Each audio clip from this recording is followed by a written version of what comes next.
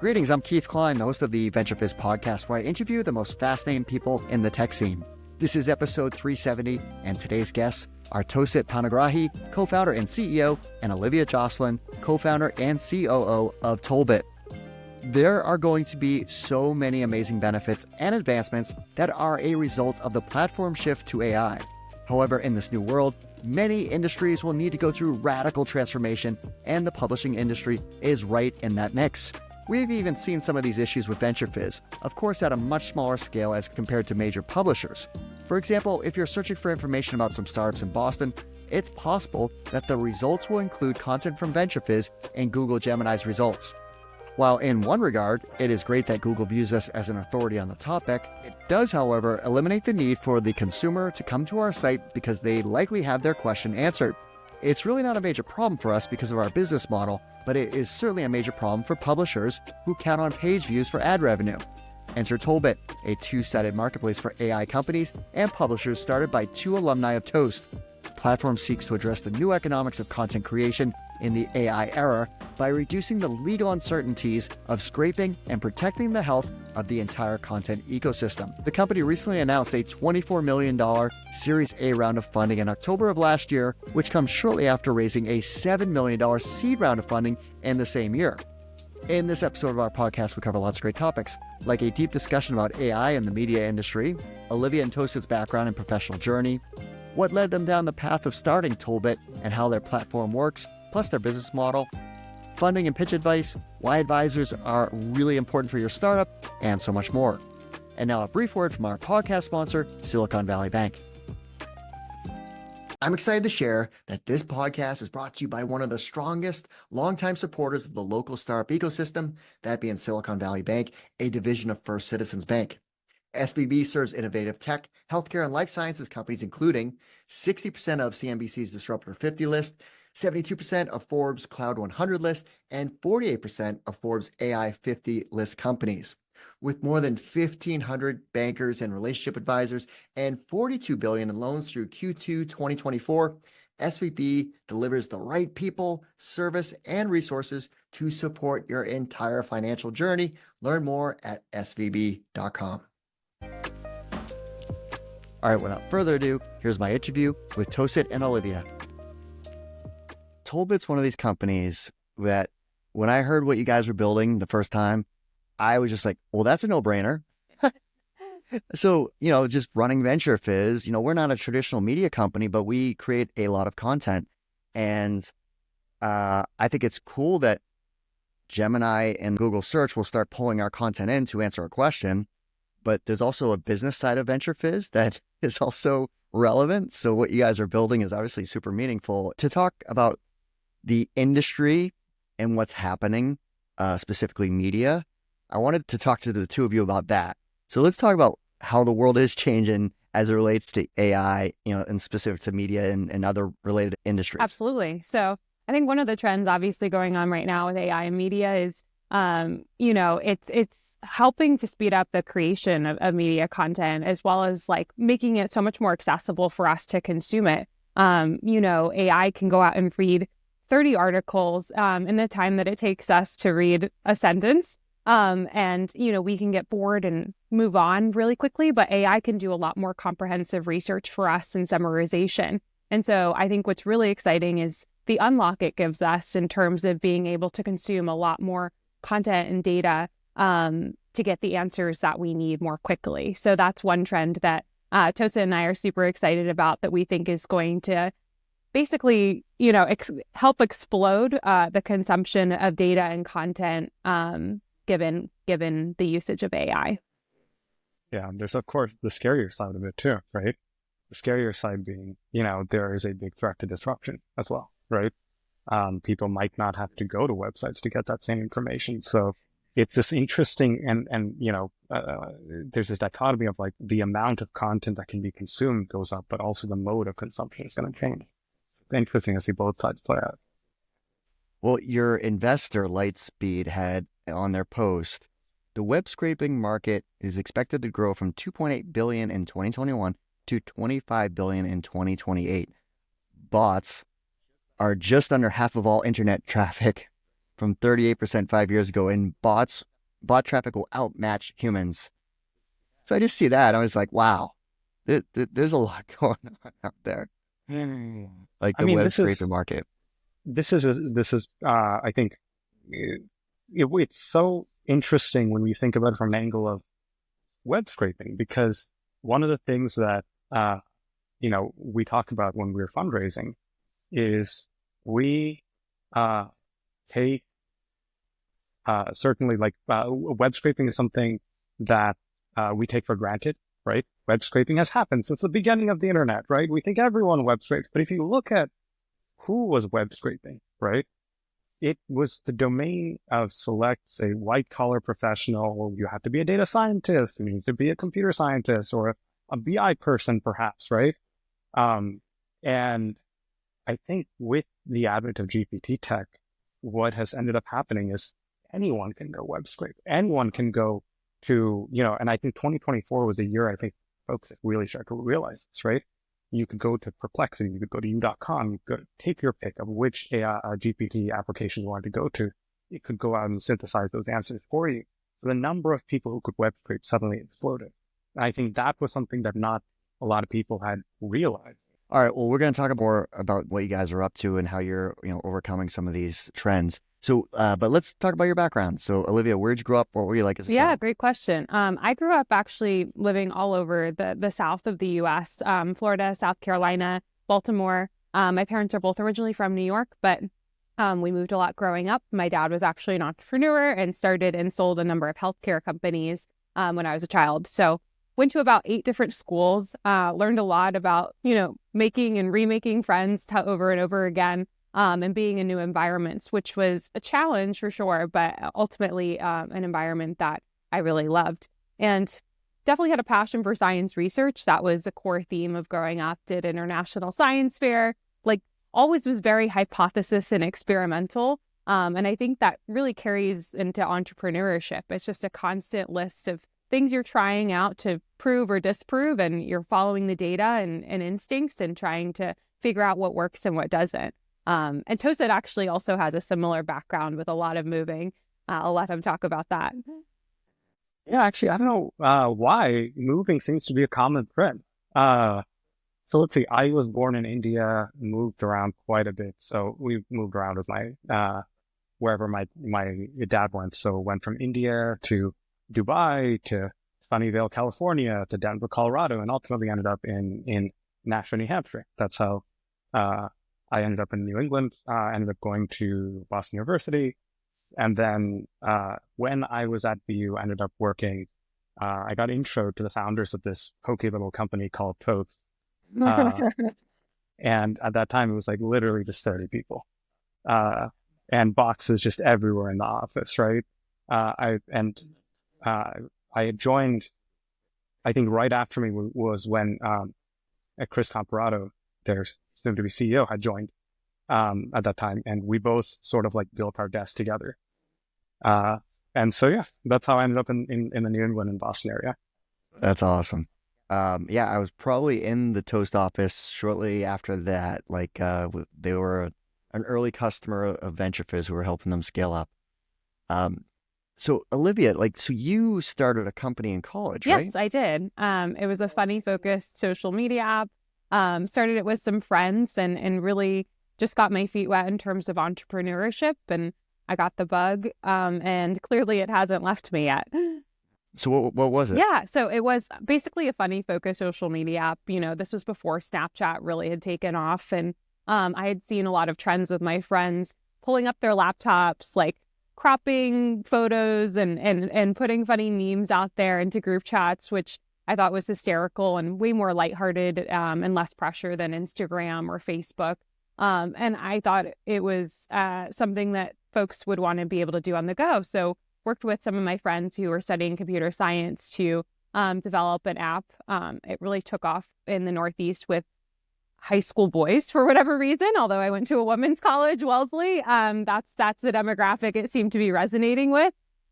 Ultimately decided to leave school to try and raise funds for it. Did get an investment offer, a term sheet, but decided to go back to school and graduate on time.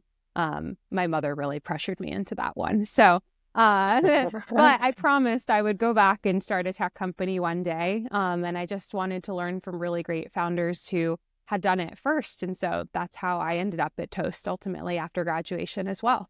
So what were you working on at Toast? Yeah. So I actually went on a bit of a rotational program at Toast. I started at the company in sales, doing as a BDR. I wasn't the world's best BDR, but I'll tell you what, I learned a lot about sales and from the best of the best, and a lot about the company too through their rigorous like sales training programs. And it was super helpful to me as I rotated throughout the company. And then I pitched a way to automate inbound sales, which brought me to the growth marketing team to help folks automate scheduling and things like that. Learned a lot from the marketing team, and then did product and product management. And Tosa and I didn't work on direct teams there, but we found some projects to work on and have stayed in touch ever since. All right. So Tosa, what were you working on at Toast? Because you did a couple different things, and you founded a company as well at one point before TollBit. Yeah. So ended up at Toast as their first designer when I was still in college. And so it was this funny, I was also learning on the job. I think one of the first things that we were working on was our online ordering site and then our reporting site. So either way, I ended up going, after I graduated, became a software engineer there, got to build and then lead some of their consumer facing products, right? So the Toast Takeout food ordering app. So that was actually, we took me and Martin Zhu, who would end up becoming our CTO, ended up sort of founding that project and taking it to GA. And then that sort of became the MO I had at Toast, which is spinning up new products. So after that, we moved on to another product called Order and Pay at the Table, right? So you scan a QR code and you can order food, right, and it comes right to your table. That split off into a second project, which I got to work with Olivia on, for example, called Scan to Pay. So the QR codes on the receipt that let you scan and pay your check, so you don't have to wait for them to take your card. And then, you know, it was interesting because at the time when we did it, there was some debates internally about, you know, do people even know how to scan a QR code? And this was like late 2019. Yeah. Late 2019. We launched the product January of 2020. And I remember I was still going out to Boston area restaurants, trying to tell them, hey, you should activate this. It's going to be great. And they were like, no one knows how to scan a QR code. Totally. COVID happens, that product blows up. And so for the last 3 years of my time there, I was heading up our advertising line of business. So a retail ad network, revisiting a lot of those consumer-facing services, and then seeing if we could create an ad business, open up some ad units across them. Very cool. All right, so Olivia, just to kind of finish your professional journey, so then you went on to Privy. Yes, I did. So yeah, Ben Jabawi, he's great.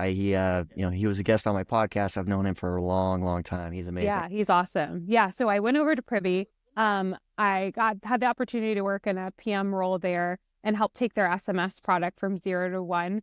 And then they got acquired by Attentive, you know, SMS, like huge marketing automation company. So when I was maybe 9 months in, and I had really, you know, joined Privy to kind of see a 0 to 1 company and learn from it. So my time doing that got cut short, but with a great outcome for the business. But ultimately I decided, you know, didn't want to stay in a large company like Attentive. I wanted to see 0 to 1 again. So I switched over to another Boston tech company called Fair Market in procurement automation. And I sort of started there in a chief of staff like role, helping the company raise its Series C and roll out an OKR process. And then they asked me to switch over and help their automation and data science team from a product perspective, given my background in product management. And that was a great opportunity. That's, you know, one of the ways I really got exposed to web-enabled GPT and how powerful it is really at web scraping. So for Fair Market, you could either, you know, purchase these large vendor data sets of supplier information to help inform these vendor recommendation engines, or you could go ahead and scrape that information and it would be more up to date. It would be less expensive way of getting the access to it. And that's where, you know, I really saw how specialized search is really going to be unlocked by LLMs and AI. And these use cases were going to explode, and it was going to have profound impacts on websites and applications that relied on humans and not, bot traffic who's coming there to kind of scrape the content and data, what the impact it would be to the sites and apps. So that's basically, my career journey leading up to us starting TollBit. All right, perfect segue. So how did the two of you decide, hey, let's start a company together? And how did you land on TollBit? Like, were there other things you were kind of thinking about before you landed on this idea? I think this idea is something we just kept coming back to. There were other smaller ideas because this is a quite daunting, problem. And it's also, we didn't know how quickly the market was going to emerge. I think that was the big piece. We knew that there was going to need to be a solution here, but we didn't know what the timing of that looked like. And as Tosa and I went on kind of brainstorming and trying to figure out what it is we were going to work on together, it became clear that there were starting to be murmurs from the News Media Alliance being upset. There were murmurs of one-on-one deals being started. And then the New York Times litigation came out. And it was clear the market was emerging more quickly than we had anticipated. And it was actually going to be something that we could potentially run at and help support with a technology solution that would be more scalable than litigation, than one-on-one deals, or waiting for regulation, which we were really concerned about. The length of time that would take and whether the publishing industry would even be around by the time regulation came out. So, that I'll let Tosit chime in there, but it was really kind of a core problem that we just couldn't stop obsessing over. How'd you surface the problem? Sure. I'll let Tosit tell that. So the genesis for this idea actually came out April 2023, right? This was on the backs of GPT-4, I think had just come out around that time, if I'm not mistaken. And it was the first time that one of these LLMs had been connected to the internet. That's what was groundbreaking about it, right? Before that, if you remember, I'm not sure if you remember, but they had a knowledge cutoff with like GPT 3.5, right? You couldn't ask it for up-to-date information. And so when GPT-4 came out, I think I was doing some research. I was just tinkering around with it. And I was doing some research about apartment prices or home prices, right? And I realized that when you were asking GPT these questions, it was giving you a sort of indicator at the time. It went away. Now it's come back in a slightly different form factor. But it used to tell you, accessing redfin.com, accessing Zillow.com, accessing, apartments.com, for example, reading page 105, reading page 205, right? And that's when I think I called up Olivia and I called up Martin, who would become our CTO later. And I said, guys, like this thing is just scraping the web for information. It doesn't matter how much this was trained on. It doesn't know the answers to these questions. And then Olivia was like, well, yeah, she alluded to what she did at Fair Market, right? And she was like, well, yeah, this is what we do at Fair Market. We have connected to the web and it actually goes out and scrapes information for us, for vendor information. And I think this is when sort of like one and one connected. And we said, well, wait a second. This means that there's a sort of like second order effect of this, right? Which is one, despite how much content this thing might have been trained on, it still needs to go out and fetch information, right? To power what we know today as RAG, retrieval augmented generation. Fancy way of saying it goes out and fetches information it needs when answering a question. I don't remember if at the time it had a name yet. The second thing it showed was that the application of this was going to be much bigger than just, hey, I'm sitting here doing a search and it's bringing me some results. I mean, if Olivia was embedding that into, embedding that into what she was doing at Fair Market, think about the automation gains. And I think now people get it. This was not clear in spring of 2023 when we were thinking about this. But at the time, obviously, we didn't start the company in that spring. We started a little bit later on the fall because I think we had some pushback. I think, correctly that we didn't know, to Olivia's point, how the world was going to evolve. This was not behind an API yet. We didn't know if GPT-4 was going to blow up the way it did, silly in hindsight. And we weren't really clear where the business opportunity was. Where do you even enter the market? I mean, imagine trying to go to Zillow in 23. They're like, hey, you know this thing that's kind of trying to scrape you? You should be worried about this. The world wasn't there yet, right? That's when we said, okay, when those publisher lawsuits happen, that's when we realized that, hey, they're talking about copyright theft.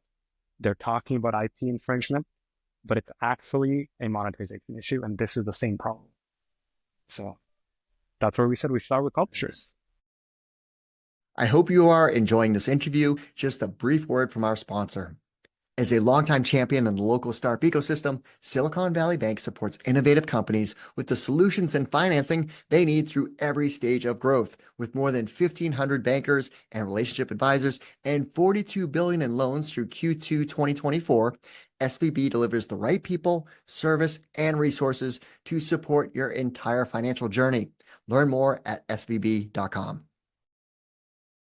So, how'd you get started, like building the product and figuring out, okay, this is a real business, starting to talk to customers? Yeah, that's a great question. We knew this wasn't going to be easy. You have two sides of a marketplace that you have to go off and tackle. And so we decided to start with the side that had a hair on fire problem, which was publishers. They were being asked by their boards, what is your approach here? Your content's being taken by AI. What are you going to do? And they didn't have a great answer there. So that's when we, started chatting with them and did a little bit of market research and realized they didn't even oftentimes have a great visibility into what the problem looked like today. Like who was coming to their site, how often, what content were they accessing?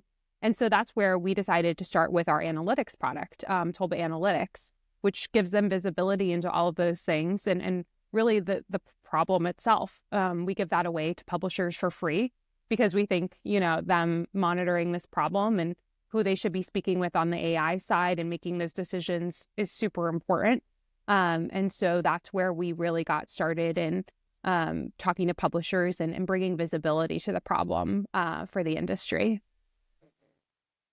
How are you able to pull analytics? So and maybe I'm not accurate here, but so your analytics would tell me, hey, Google Gemini used VentureFizz answers or used your content to answer questions. Like you're able to pull that data from an AI service? Yeah, so we integrate server side. Mm-hmm. So what we do is we look at all the logs generated and who's accessing the content. Because one of the things that we know is, for example, we know it's used to power RAG systems. What does that mean, right?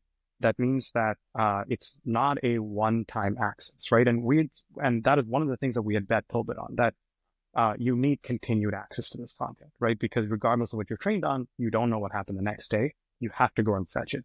And we knew this, and to Olivia's point, we had to illustrate this to the customer, right? So this is where we said, okay, fine. If you're on board with the analytics tool, we'll show you how many times you're getting scraped. Because now imagine we're talking Q1 of 2024.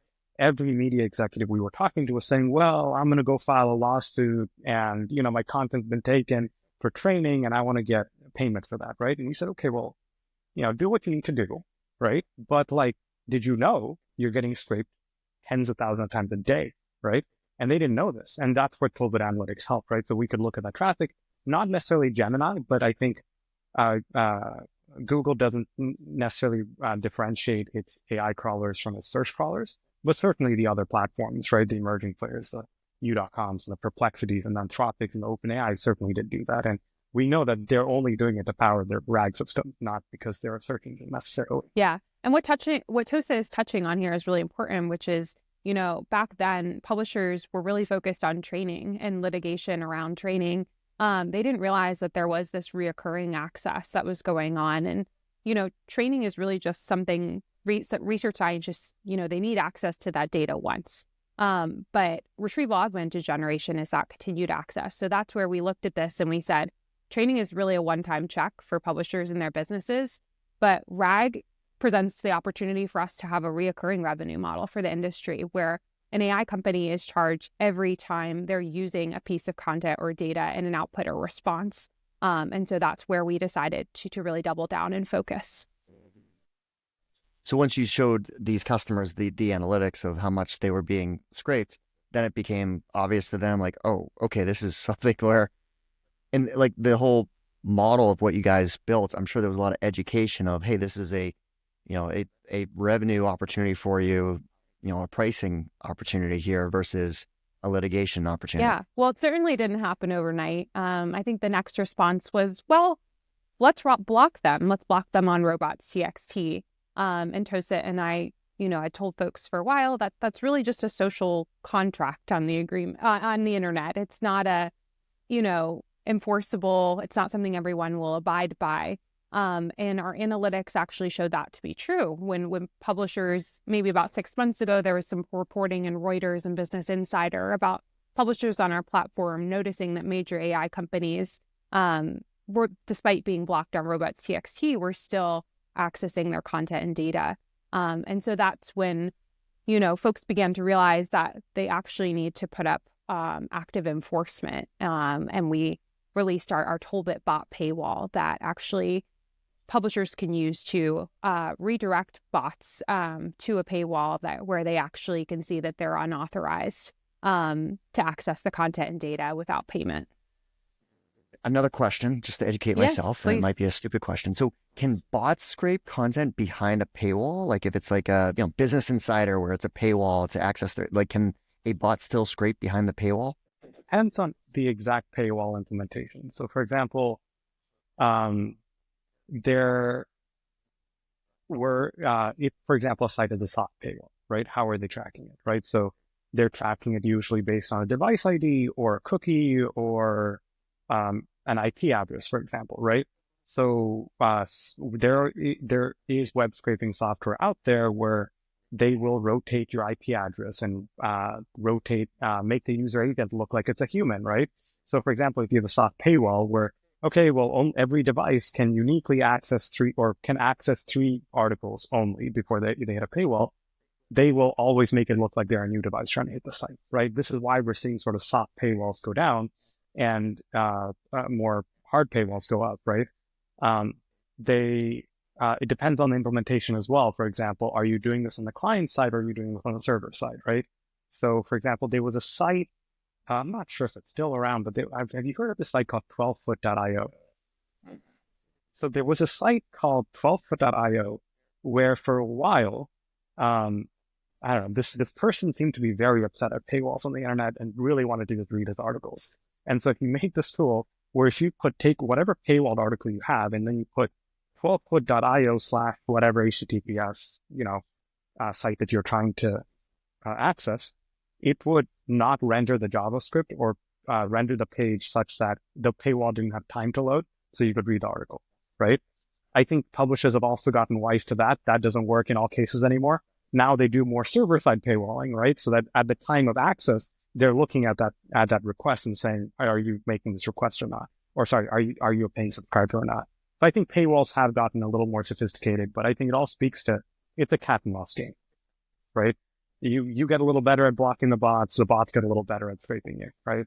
Okay, so you've been building TollBit for a little over a year. So what a year, right? Like there's been a lot going on, building a new platform, figuring out the business model, educating, the publishers on what's happening. So where's the business now? Like you have customers, like what's the latest? Yeah. So we have over 500 publisher sites on the platform, a number of AI companies transacting as well. Last quarter, we had over 5 million transactions occur on the platform. And so those are some of the key data points. It's been, honestly, it's occurred from way faster than I think Toshit and I expected in terms of the industry emerging. But we've raised the capital and grown the team at Equip to meet the market where it's at. So it's been a great first year. Yeah, and so the funding, so you raised the seed round of $7 million. That was announced in March of 2024, and then you recently announced the $24 million Series A. So what advice would you have for founders on raising capital? Like the market is obviously, I don't know, it's kind of weird right now. And there's some positive signs where I'm seeing, next generation AI companies raising capital, seed, Series A. But there's a lot of founders out there that are, frustrated and, just the market's still a little finicky. So what was your experience like and what advice would you give to others? That's such an interesting question. I mean, I think all of it was a learning experience for us being first time founders. Well, I guess Olivia had already gone through the process and she had gotten some investment, but at least for me, it was a learning experience. I think one of the most surprising things for me personally would have been how much I think the thesis and the story matters, right? And I'll give you one example. Like when we were initially fundraising, right? And we're talking, this is December of 23 into January of 24, right? Our first 8 pitches to VCs were misses. It was total duds. We got a rejection from all 7 or 8 of them, right? And it happened but with every one of them, we would ask them, well, they were kind enough to actually, I think most of them were kind enough to give us feedback, right? As to why they didn't think it was a viable investment. The interesting thing was by the time, and so we would take that feedback and then we would like tweak the story that we were telling, right? Or switch the order of the deck. By the time I think our fundraise, we started going into, I think after the 8th meeting, was when we got our first term sheet, and I think on the call itself, they had committed, right? To the investment. And so we got that first term sheet to then, and that was for so this was actually for $350K. And at that time we were, I think, trying to raise, 700K. And so this was for 350 for half that. 2 hours later, the investor actually called back and said, hey, can I invest 500K instead? Right. And then from there, right, I think we kept going with that deck that worked, the story that worked. And I think from there, the 500K turned into 7 million, in a matter of like 3 or 4 weeks. Nothing changed. Right. Nothing changed. What the about the pitch? Yeah. And that's such an underrated piece of raising capital. It's the story, right? It's like you're getting to the point where the audience is leaning in, right? Versus, like that's the exact posture. Yes. Right. Totally. So how did you evolve your pitch to get them to lean in? Toast and I were banging our heads against the wall on this one because a lot of the feedback that we were getting from those first few investors was the market's too small. Publishers, might not be around in 3 years. What? Yeah, it's media adjacent. And I was like, wait a second. Like, this is not just about publishers. This is about every website and every application. We need to change our framing to let them know that that's our beachhead market. That's just where we're starting. There's a much larger opportunity here that extends far beyond traditional digital publishers. And so it literally was a matter of reordering our slides and just changing the framing to be clear that was just where we were starting. That was not the TAM and the opportunity, the full opportunity. So thinking bigger, like making that obvious that you're thinking bigger, but the first pitches you weren't necessarily bringing. Absolutely. We were trying to stay focused. This was just a publisher thing. And we're like, no. And the other thing that was also, once we sort of got over the feedback and I think successfully addressed that this wasn't just a publisher problem, this was everyone on the internet. I think a second piece of feedback that we got pushback on was that they were looking at us and they're like, you're not from AI, you're not from media, you're not from publishing. Like, it's just, why are you two the right people to be doing? Like, yes, it's an opportunity. We get it now. But like, why you two, right? So then the next set of pitches was refining the story as to why you should trust that we are the people to solve it. Right. Got it.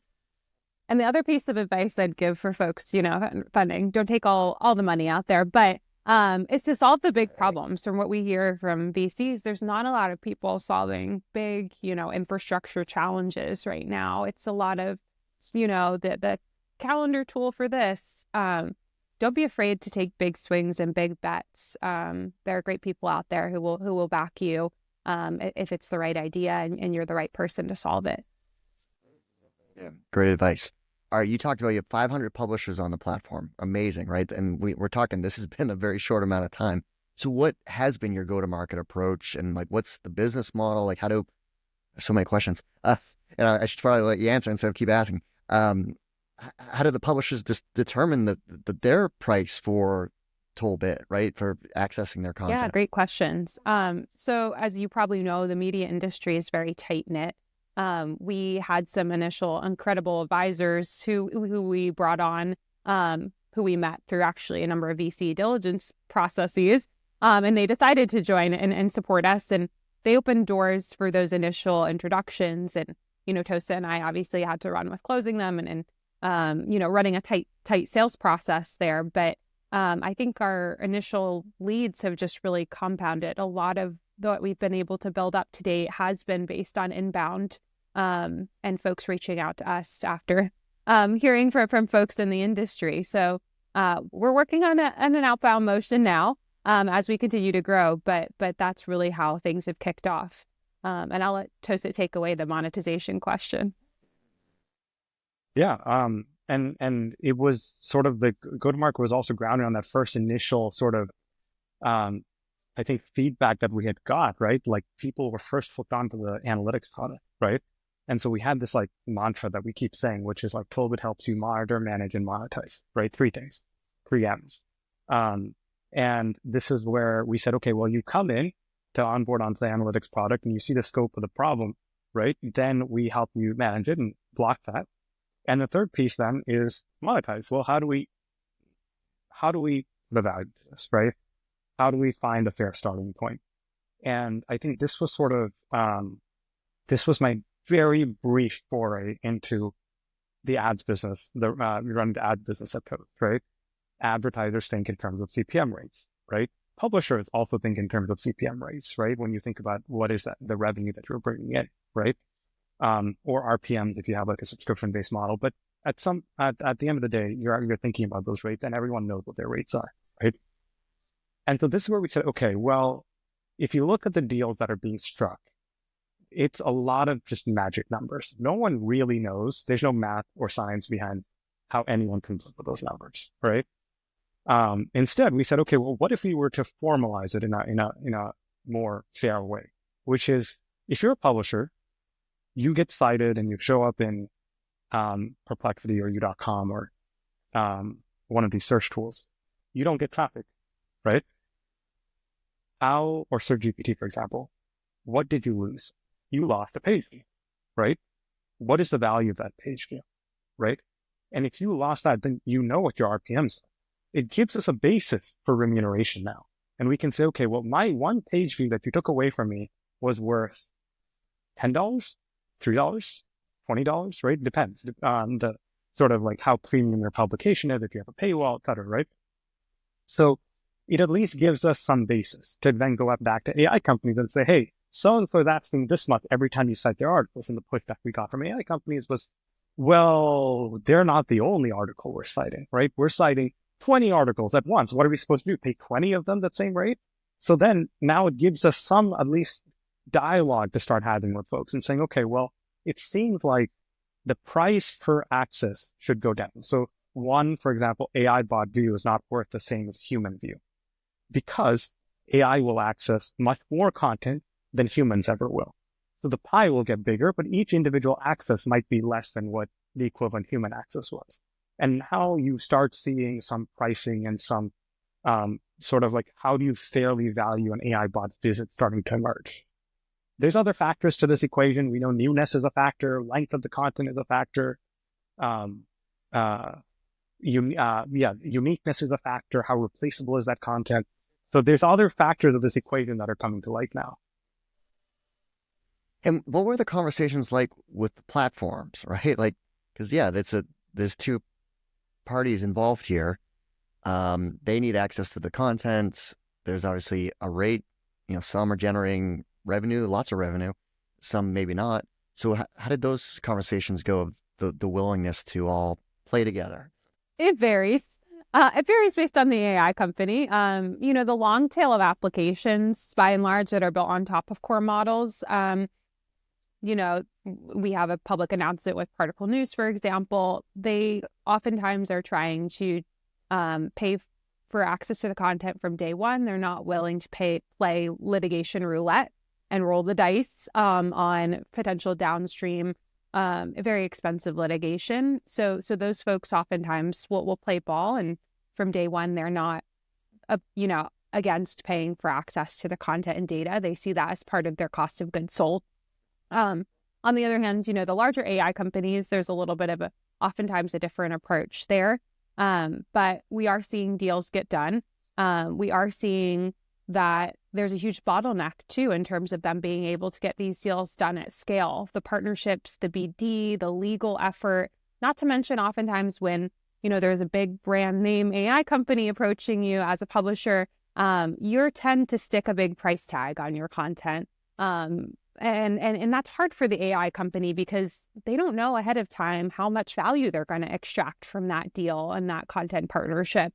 So we really believe, a usage-based model is fair and advantageous for all, and it allows AI companies to do a lot more deals at scale than direct one-on-one deals. So hopefully, it's more of an ecosystem solution that is scalable for both sides. You talked about advisors. So when the VCs were doing due diligence, they were talking to their, advisors of specific industries. So as I was doing just my research, getting ready for this podcast, I noticed Campbell Brown is an advisor to your company. And I looked at her background. I was like, wow, what an amazing person you have who probably knows everybody in her industry, right? I don't know if founders think about that enough as far as having relationships with those advisors that really can open up the doors and have tremendous value within their industry and knowledge.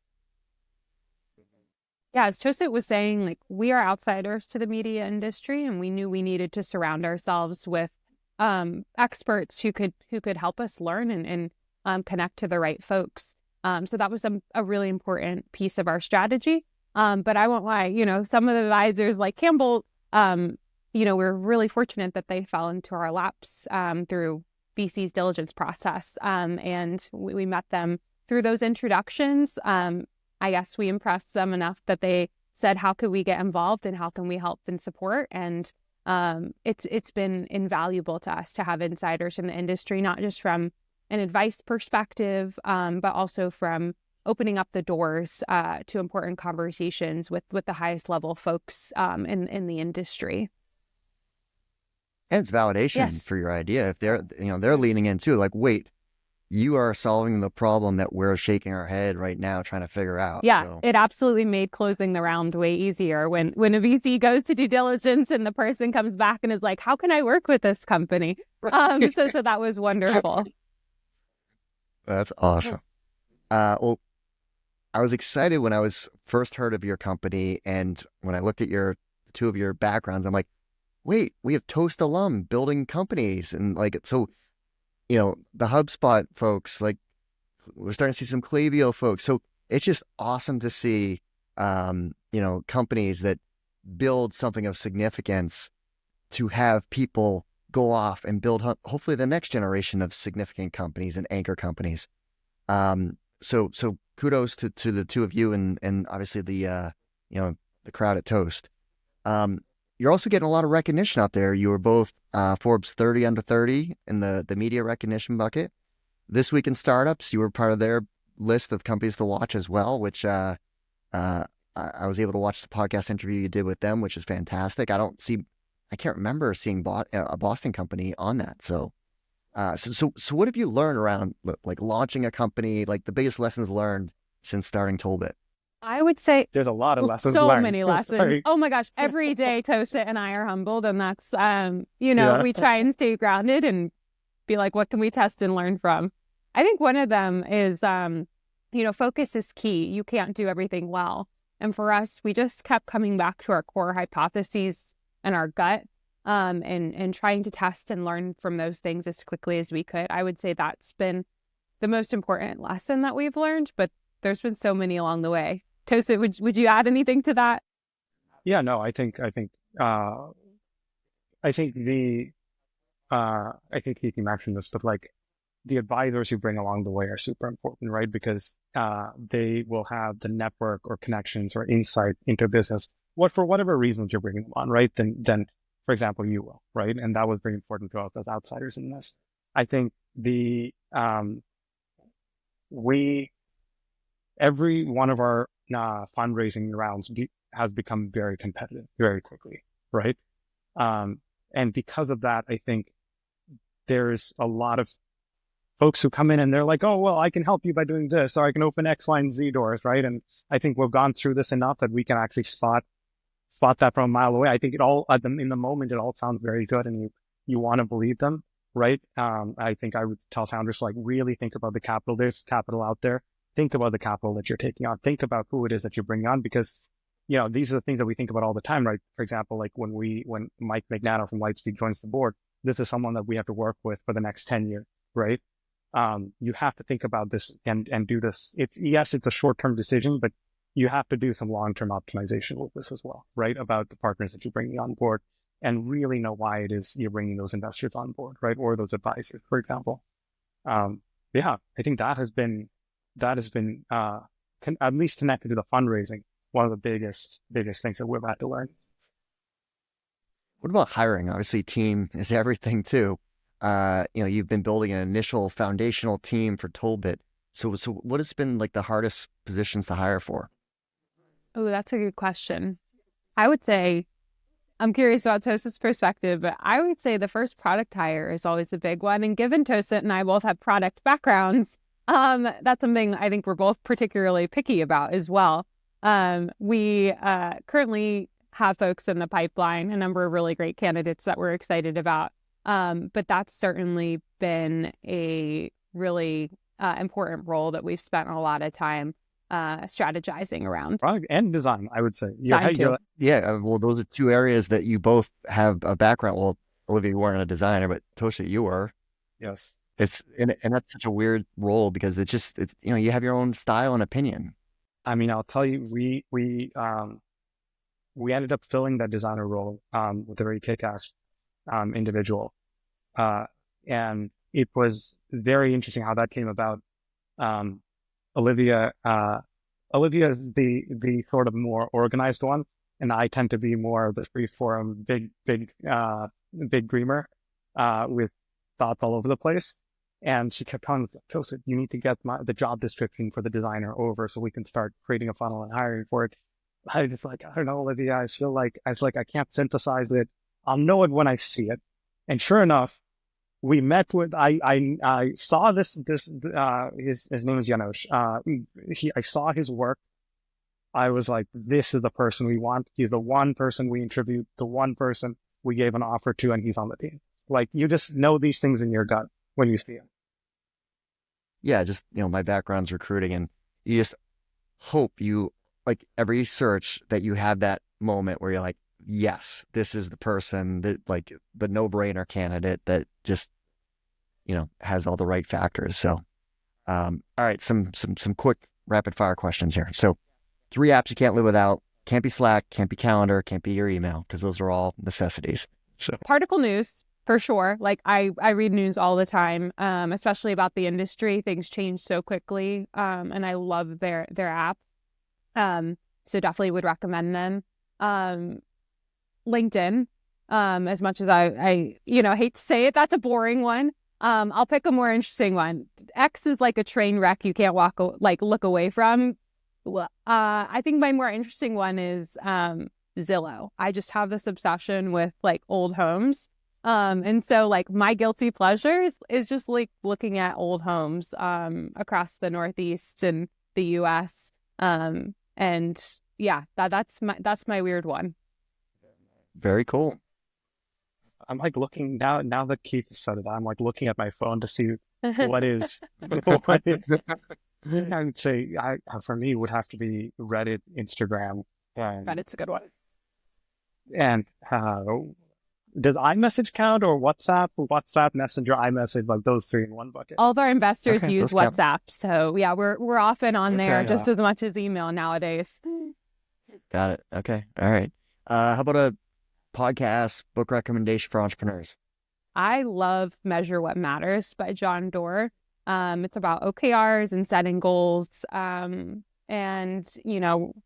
that book just really helps me focus on what matters and the structure that they recommend to goal setting. So I always recommend that to folks, whether you're starting a startup or you're in a big company. I think the advice in there is pretty solid.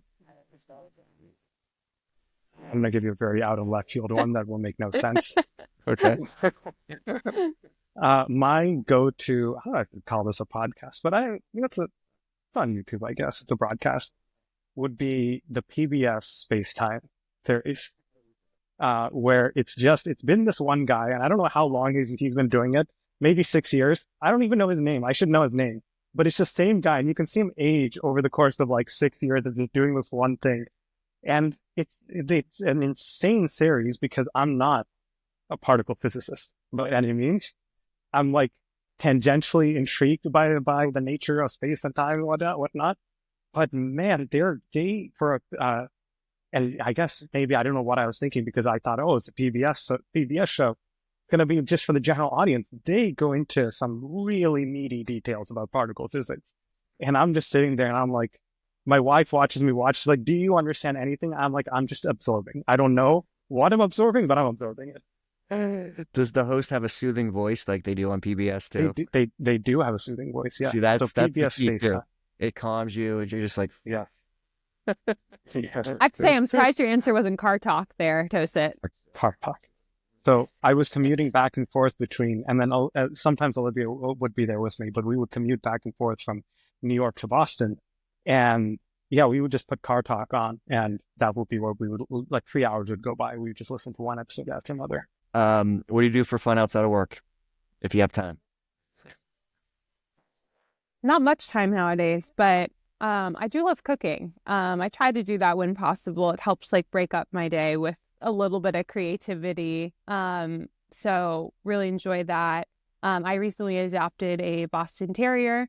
So enjoy spending time with him and taking him on walks. He reminds me to get out of my apartment, which has been super helpful. And then usually love to travel, but definitely don't have too much time for that nowadays. Hopefully that'll change in a couple of years.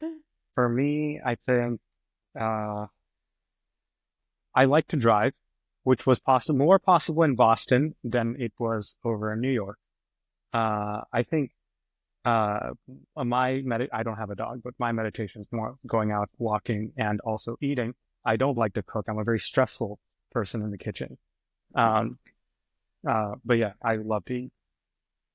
Very cool. Well, Olivia and Toshit, thanks so much for taking the time to walk us through your background stories, your journey, obviously everything you're building with TollBit. I think it's amazing. And obviously all the great advice. Thanks so much, Keith. We really Thank you for having appreciate us. it. Yeah, it was great meeting you.